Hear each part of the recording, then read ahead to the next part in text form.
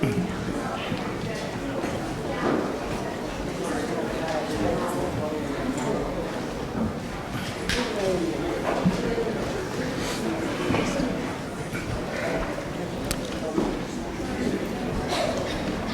welcome to First Parish in Bedford, a Unitarian Universalist congregation where people have been gathering to sing the Addams Family for almost 300 years. And also to further the spirit of liberal religion and bring more love and justice into the world. Whoever you are, whomever you love, whether you worship one God, many gods, or no God, you are welcome here. I want to give a special welcome to our visitors this morning, in person or on Zoom. We are so glad you are with us. I'm very happy to say that the nursery is fully staffed and open every Sunday, so tell all of your friends. And also, of course, we are always delighted to have our littlest UUs also with us here in the sanctuary. Visitors, you are invited to fill out one of the blue connection cards that you'll find at the end of the pews so we can add you to our newsletter and stay in touch. Please place the blue card in the offering bag when the ushers come around later in the service. You can also leave it at the welcome desk. After the service, we hope you'll stop by the welcome desk and say hello if you haven't already, learn a little bit more about us, sign up for a name tag, and someone will be happy to answer any questions you might have. In Zoom, we will put a link in the chat to a form that you can fill out. That's our virtual blue connection card. And everyone is invited to join us after the service in the coffee room for coffee and for tea and for fellowship. On Zoom, we'll leave the space open so you can chat. We have some announcements this morning. First, our coming of age retreat was last night here at First Parish. I want to give a huge thank you to our adult volunteers who helped make it happen, Bob Dowd, Kath Van Prague, Mark Bailey, and to the youth for being here. So thank you to everyone involved.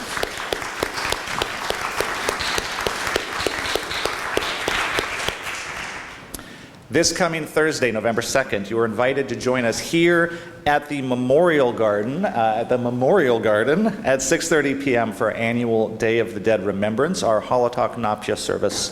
This is a time to gather, light candles, sing, and remember our dearly departed ones together. So again, 6:30 in the garden this Thursday. Our Spirit of Democracy service is next Sunday, November 5th. This is a special service that we have every year in honor of our esteemed former minister, the Reverend Jack Mendelson.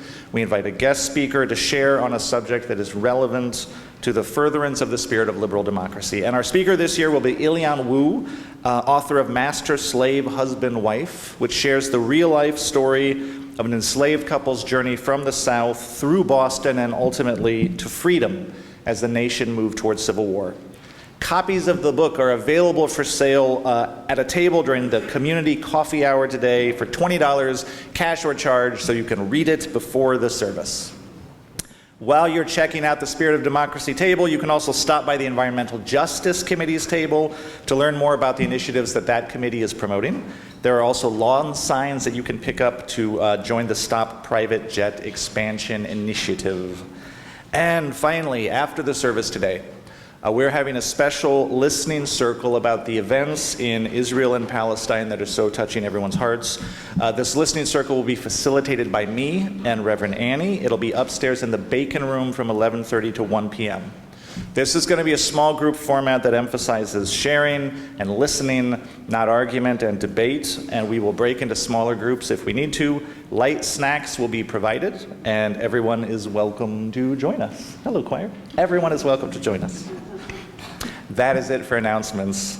Our service today is about honoring our ancestors, and now Annie is going to lead us further into it with our opening reading.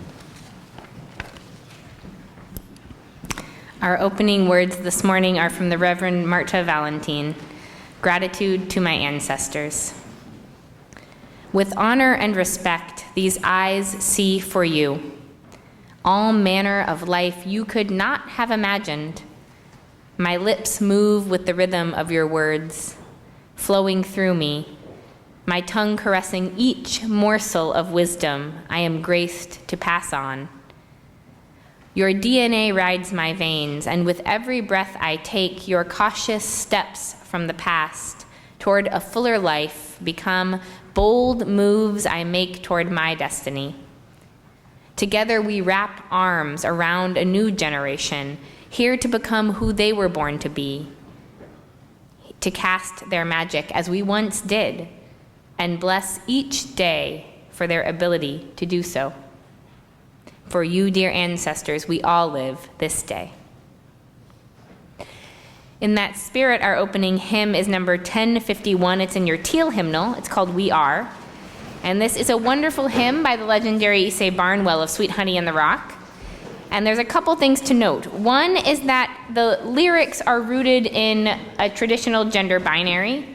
So we just want to name that even as we sing about fathers and mothers and sisters and brothers, we know that there are people who are parents and siblings and children of other genders. And if you want to throw in, we are parents of courage, we are children of dust, we are siblings of mercy, you go for it. The second thing is that this hymn has a lot of repeats, and so our music director is going to help us make sure we can sing it well together. So just as we know that our ancestors went on many journeys in order for us to be here today, so you are going to go on a journey when you sing this hymn. If you look in your teal hymnal, 1051, notice that the first two lines, that it's got the 2 lines and it's got the little repeat mark, so you're going to sing that twice. Now, if you thought that was difficult, get ready. So if you look at the bottom line, notice that there's a little repeat mark there at the beginning of the line with the 2 dots, where you're going to sing that, and then you're going to sing the second page, and then you're going to sing 3 lines of that third page, and then you're going to go back to the bottom of the first page. Right? These journeys are never easy, right? And then you sing it all again, and then you just keep going the second time, and then you get to the bottom of that final page, and you see that there's those last 2 bars with the endings again, just like at the beginning, except in the beginning you sang it twice. Now you're going to sing it 4 times. So this one's going to keep you on your toes. Please rise in body or spirit, and let's sing We Are.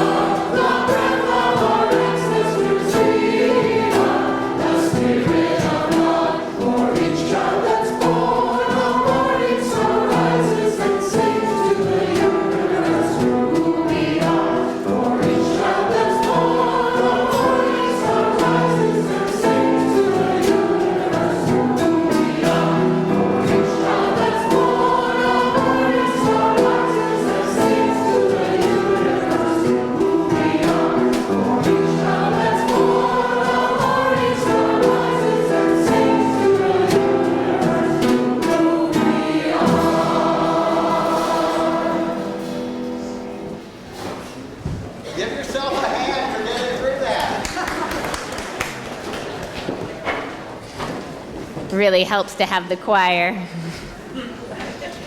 I would like to invite our coming-of-age youth, those who remained from our sleepover last night, to come on up and help us light our chalice.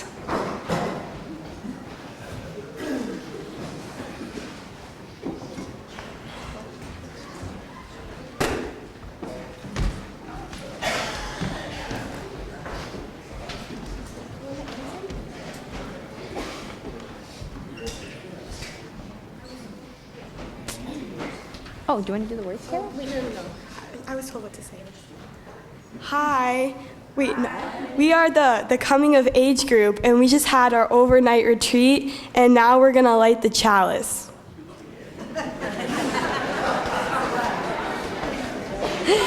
We light our chalice in honor of the ones who came before us, who were light and warmth and fuel and inspiration, for all the ancestors in body or spirit, the ones who loved us into being and showed us the way.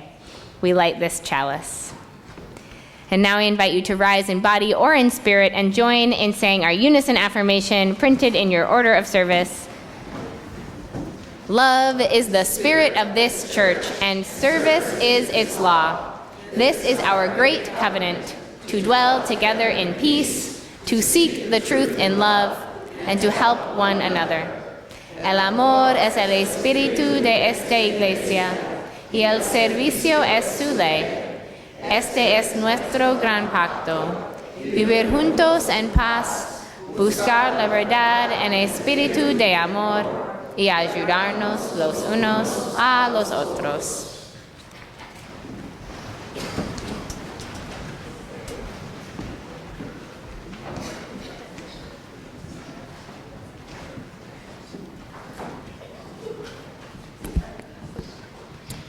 Our story today is called The Ghosts and the Feather Boa. The Ghosts and the Feather Boa. Once upon a time, there was a family of spooky ghosts who lived on the 13th floor of a great hotel. There was a mama ghost, a daddy ghost, and a little boy ghost. There was even a grandpa ghost. These were very friendly ghosts, but they were also spooky because that was their job. You see, everyone knew the hotel was haunted. People would come from all over the world to stay at the haunted hotel, especially around Halloween, and the hotel guests would take the elevator up to the 13th floor, which was the haunted floor, and there they would wait. And at midnight, the friendly but spooky ghosts would come out of the walls and go, "Ooh!" The hotel guests would scream, run back to their room, and tell all their friends they had seen the ghosts in the haunted hotel. The guests liked this because it was fun to be scared. The ghosts liked this because it was fun to see the people and they were good at their jobs. The hotel owner liked this because it made his hotel famous, which made him rich. One day, before it was time to get to work, the little boy ghost was exploring the old hotel attic, which was full of antique furniture and vintage clothes and all kinds of long-forgotten treasures. And tucked inside an old trunk, he found the coolest thing he'd ever seen.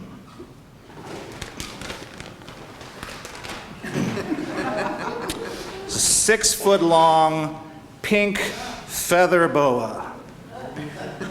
The little boy ghost marveled at the brilliant colors and the soft texture. It was wonderful. He immediately wrapped it around himself. Then he heard his dad calling from downstairs. "It's spookin' time," his dad hollered.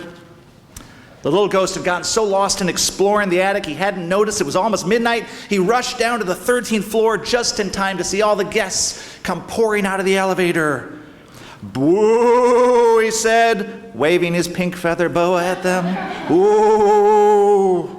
The guests screamed a little. Also they laughed, and also they looked a little confused. After they ran back to the elevator, the dad ghost said to the little ghost, "What is that?" "Isn't it the coolest, Dad?" said the little ghost. "It is ridiculous," said the dad. "No ghost wears a feather boa. It isn't done. Our family tradition is to be spooky ghosts, and that isn't spooky at all. Take it off at once and put it back where you found it." So the little ghost was sad. He took off the boa. He went back up to the attic to return it. And as he was putting it back in the trunk, he happened to see an old photo album tucked away in there too.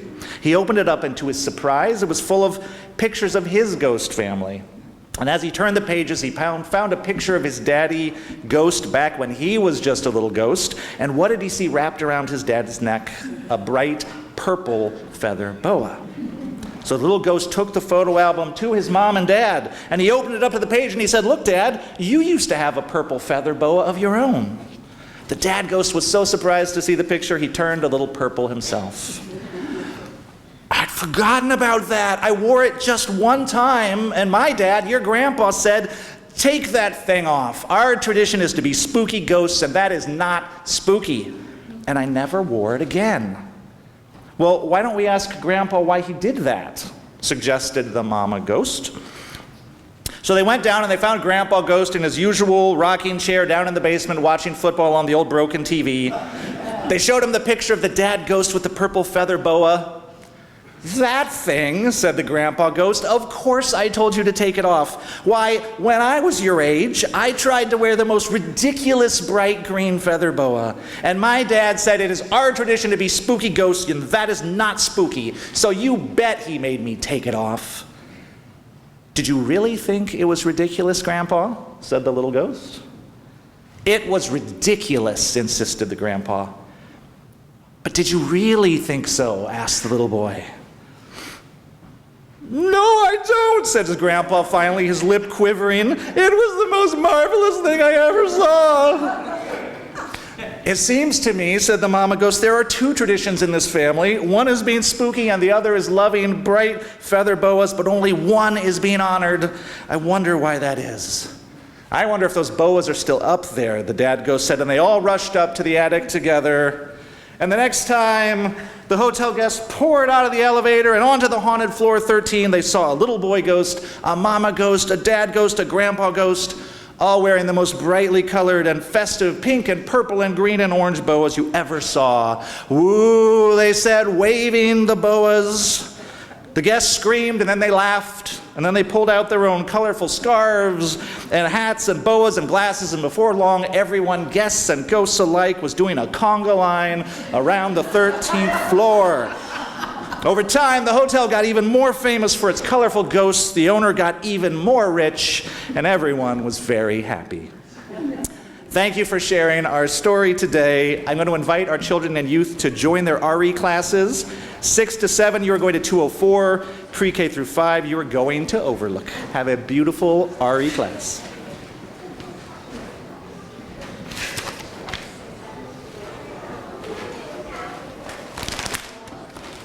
Good morning. My name is Liz Connors, and I am a member of the lay pastoral team here at First Parish.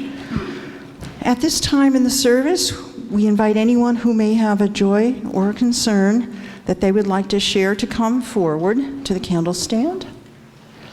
After those in the sanctuary have finished their sharing, we will check in with those on Zoom and also check in on the chat. Please tell us your name, keep the microphone close to your mouth, and as you're able, keep your comments as brief as possible. I will remain at the candle stand after the service if anyone would like to light a candle in private. This is a prayer called That Which Holds All by the Reverend Nancy Schaefer. Because she wanted everyone to feel included in her prayers, she said right at the beginning several names for the holy. Spirit, she said, Holy One, Mystery, God. But then thinking these weren't enough ways of addressing that which cannot be fully addressed, she added particularities, saying Spirit of life, Spirit of love, Ancient Holy One, mystery we will not ever fully know, gracious God and also Spirit of this earth, God of Sarah, Gaia, Thou. And then, tongue loosened, she fell to naming superlatives as well. Most creative one, greatest source, closest hope, even though superlatives for the sacred seemed to her probably redundant, but then she couldn't stop. One who made the stars, she said, although she knew that technically a number of those present didn't believe the stars had been made by anyone or anything, but just happened. One who was an entire ocean of compassion, she said. No one laughed. That which has been present since before the beginning, she said, and the room was silent. And then, although she hadn't imagined it this way, others began to offer names. Peace, said one. One my mother knew, said another. Ancestor, said a third. Wind, rain, breath, said one near the back. Refuge, that which holds all. Child said, water.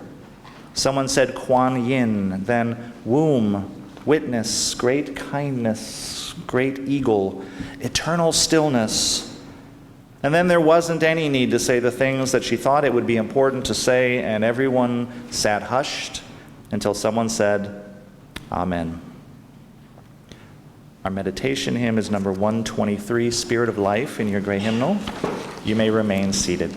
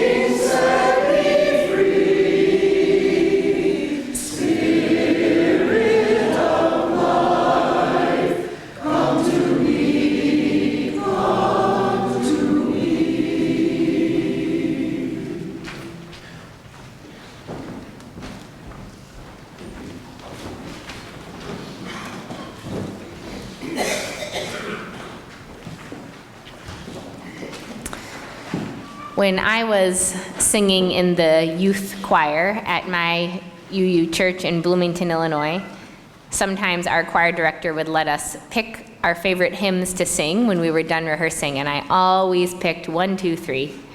That was my favorite hymn growing up.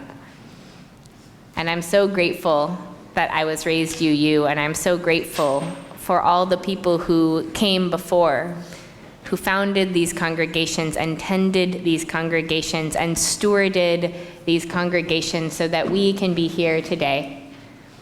And so in that spirit of gratitude, I invite you all to give to this morning's offering.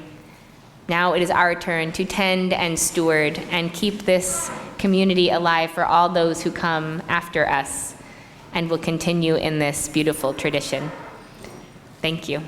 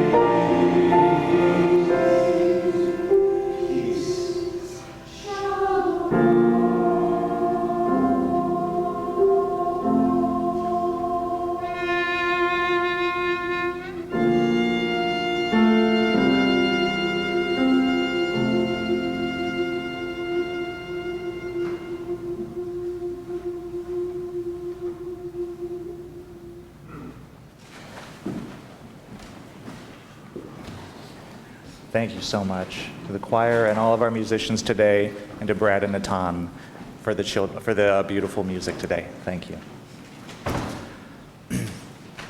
I'm sure you've all heard the story of the 4 siblings who were gathered together for a holiday meal, and as they were passing around the bread and the veggies, someone remarked on the pork roast, lovingly prepared, with one end cut off, just as their dad had always done when they were growing up. They started arguing at the table about why it is exactly that you cut off the end of a pork roast before you put it in the oven. One sibling insisted it's so it cooks more evenly. The other said, no, it's so more flavor gets absorbed when you baste it. Finally, they got their dad on the phone. Dad, why do you cut the end off a roast before cooking it? Their dad replied, because we were poor when you were growing up, and I only had the one small, crappy roasting pan, and that was the only way to make the roast fit the pan. William Faulkner famously said, the past is never dead. It's not even past. Which is to say, we are all of us born in the middle of a complex story that's been being told for a very long time. We are born into the tale of our ancestors, our parents, biological or adoptive, their parents, their communities, their culture, their circumstances. Kierkegaard said, we all meet ourselves on a ship already launched, a journey already underway. And as we grow, we are inescapably marked and shaped by that inheritance in a myriad of ways, conscious and unconscious. And one of the tasks of becoming an adult, hopefully, is to examine that story so we can learn to shape our own story, right? To disentangle the threads of our narrative from the larger narrative of those who came before. In the process, perhaps we can learn to identify what are the deep values of our history, the deep values, those tales and traditions in which we would gladly be rooted. And what are the lessons accidentally learned and repeated, from the quirky and harmless, like cutting off one end of a roast, to those from which we might better be freed. Everyone is born into these family patterns. When we're aware of them, we can better choose how to live into them, or live with them, or live around them. Family is where we learn how to do family. Parents in the room, past or present. Have you ever said something to one of the kids and immediately thought, wow, I sound just like my dad? Or wow, I sound just like my mom. How did you feel when that happened? Proud? Hey, I'm a chip off the old block. Mortified? I never thought those words would come out of my mouth. Little of both? Relationship pro tip. It may not be advisable to say to your partner, oh, you sound just like your mother. Proceed with caution there. Proceed with caution. Our identities are so shaped by our family, there's a push-pull. We can feel a gratifying sense of continuity in seeing our place in the generational line, and a deeper sense of visibility and understanding of parts of ourselves when we can connect them to that which came before, right? So that's where my love of music comes from. Oh, that's where my temper comes from, right? Family is where we learn what the definition of family even is, and this has a strong cultural component. Some cultures tend to narrowly define family as close blood relatives, focusing on the nuclear family. That is my case. That is what family tends to mean to me. Other cultures tend to be much more expansive, incorporating into the concept of family more distant blood relatives, even close friends, others who have made a commitment to the group with their presence. Thus, the word cousin in many families is used much more broadly than just to denote blood relatives. And any honored old family acquaintance can become an aunt or an uncle. Some cultures' sense of family reaches far back into the past and feels the presence of family of everyone, living or dead, who has ever been a part of the family. And these honored ancestors may be given a voice in family decisions in the same way that the living have a voice. Some cultures are forward-looking in their conception of family, and they pay close attention to the impact of decisions on the ancestors who are not yet here. And in this way, future family members are given a say in decisions. So our theme this month is pluralism. It's making space for many voices. And one of the questions that isn't so often brought into this conversation is, how do we make space for the voice of the ancestors? And how do we make space for the voice of those yet to come? Right? This is the push-pull of tradition and innovation. It's also the push-pull of meeting the needs of the gathered community, and providing for the needs of the future community, the ones who are not here yet.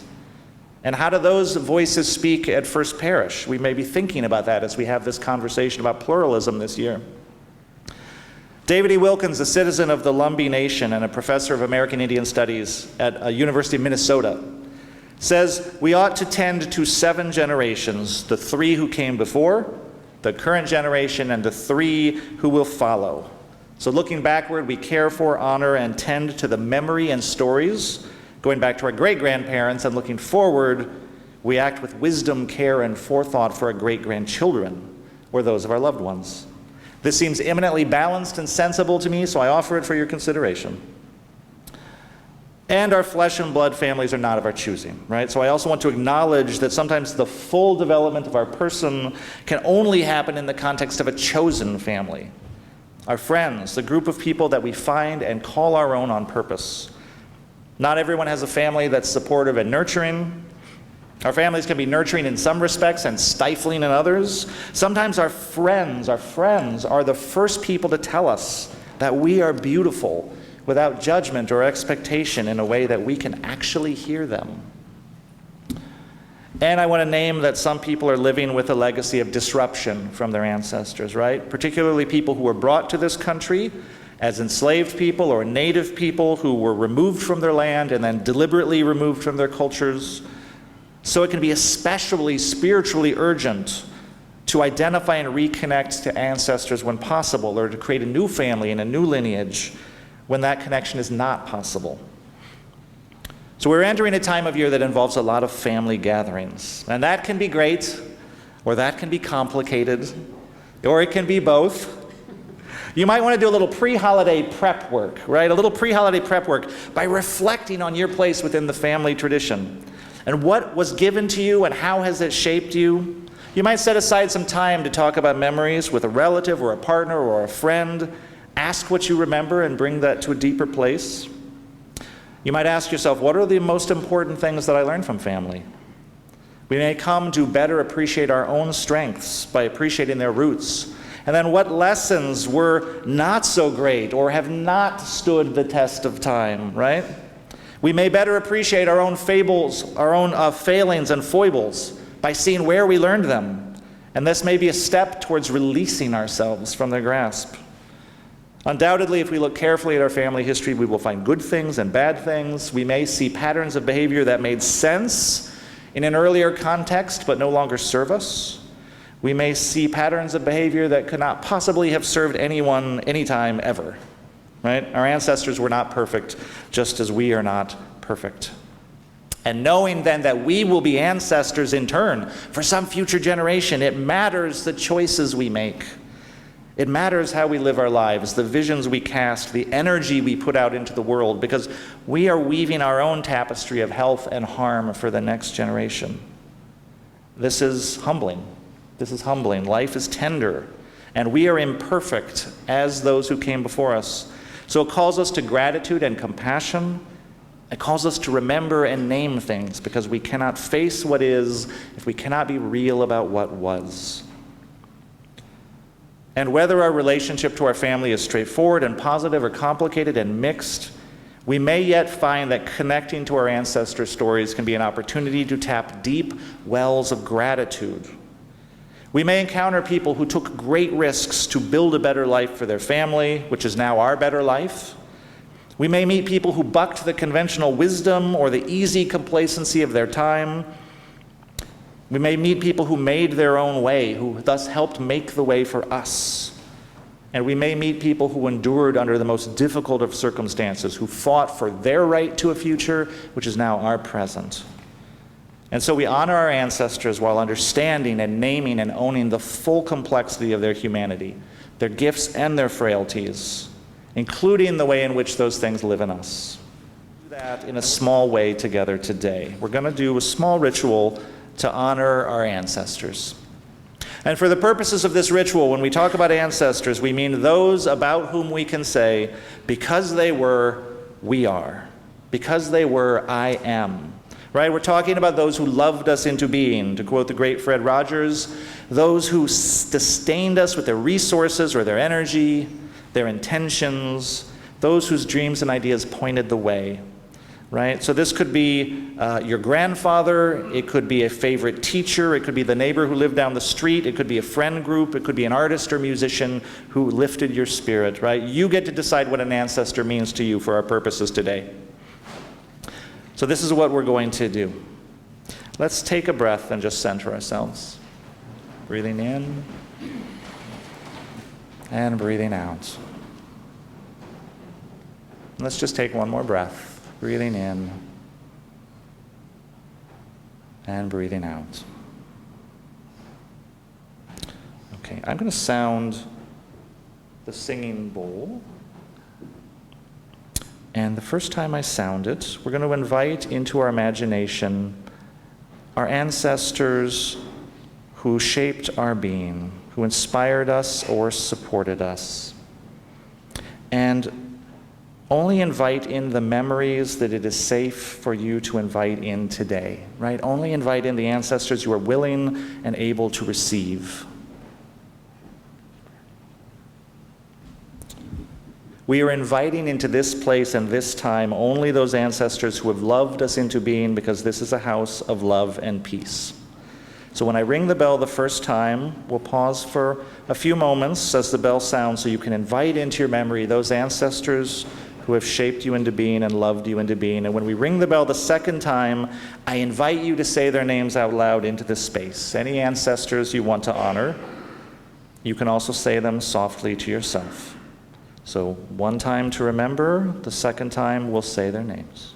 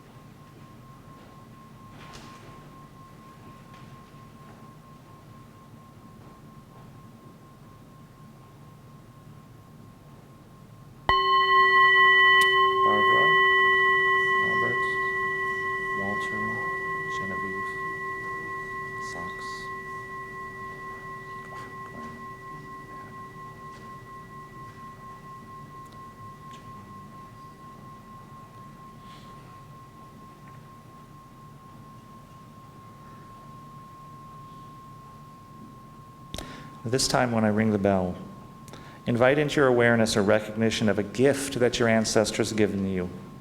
A gift they have given you. This could be memories, it could be love, it could be the feeling of being known, it could be a talent or a strength, a resource or tradition. You get to decide what was a gift. When I ring the bell, reflect on the gift We'll let it resonate, and when I ring the bell the second time, you can name those gifts into the space, or you can say them quietly to yourself. You can also just name the ancestor who gave them to you. So we'll ring it once to remember and then once to name.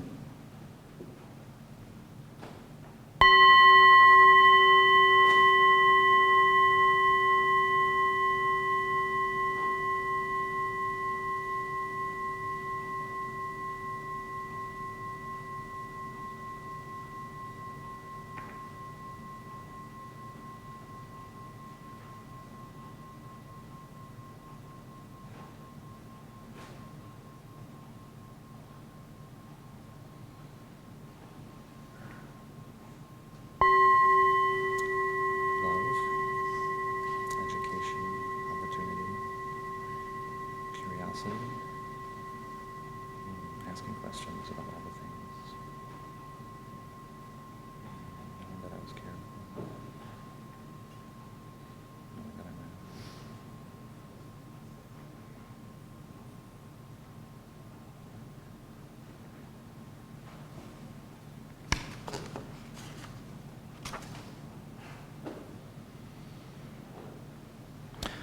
Finally, we're going to ring the bell in gratitude. So when I ring the bell the first time, recall any ancestors that you wish to thank for whatever reason. And when I ring the bell a second time, you can thank them either out loud or quietly to yourself. Once to remember, once for gratitude.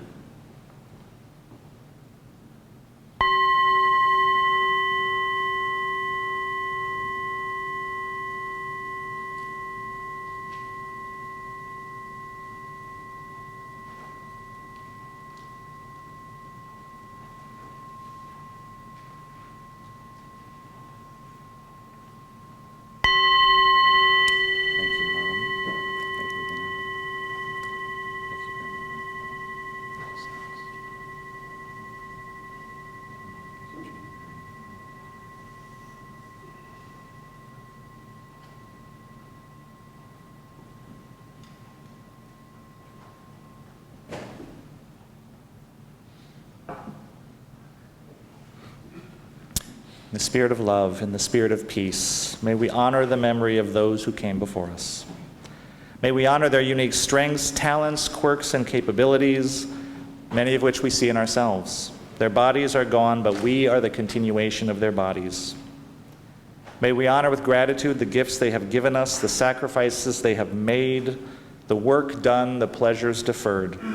May we be the wise stewards of the treasures they have stored and passed down to us. The time of their work has passed, but we are the continuation of their striving. May we honor their wisdom. May we remember their lessons, the hard-won truths of their experience, the knowledge accumulated over many lifetimes. Their time for speaking is past, but their words live on in us and through us. May we honor with humility their failings. They were people like us, imperfect, subject to the shortcoming of their own times and upbringings. We ask for compassion for their humanity, knowing that we will fail in turn. We ask for relief for our own hurts, we ask for healing, and we ask for release from the cycles of trauma that exist in our world. May we honor with courage their hope for the future, their vision for a better world, which has been entrusted now to us. We are not bound by the particulars of that vision, but may we be worthy of its spirit. Their time for dreaming is past, but we are the living embodiment of their dreams. In remembering our ancestors' dreams, their strengths, their gifts, and their sacrifices, may we come to a deeper place of faith in our own gifts and capacities, and a deeper determination to build a better world for the next generation. Blessed be, and amen. And our closing hymn today is number 96. I cannot think of them as dead. Please rise in body or spirit.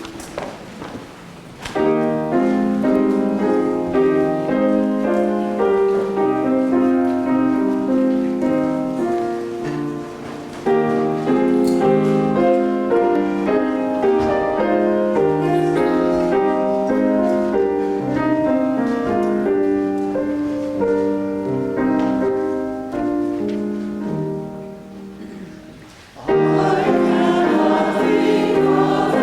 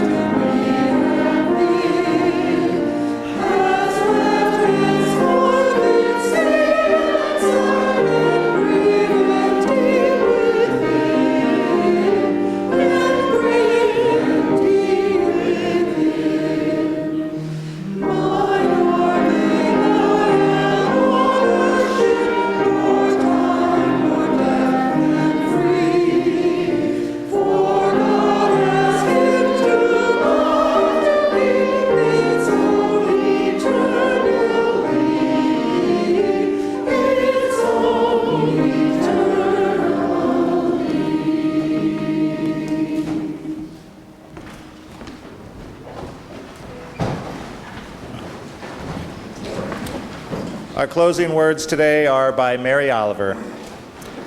I look upon time as no more than an idea, and I consider eternity as another possibility, and I think of each life as a flower, as common as a field daisy and as singular. When it's over, I want to say all my life, I was a bride married to amazement. I was the bridegroom taking the world into my arms. We who are living, may we embrace life in its wonder and its finitude with gratitude, with humility, and with compassion. And may we make a regular practice to pause, to remember, and to give thanks to all who came before. And now we extinguish the light of our chalice, but not the light of understanding, the warmth of compassion, or the fire of commitment. Let us take those with us until we meet again. Go in peace.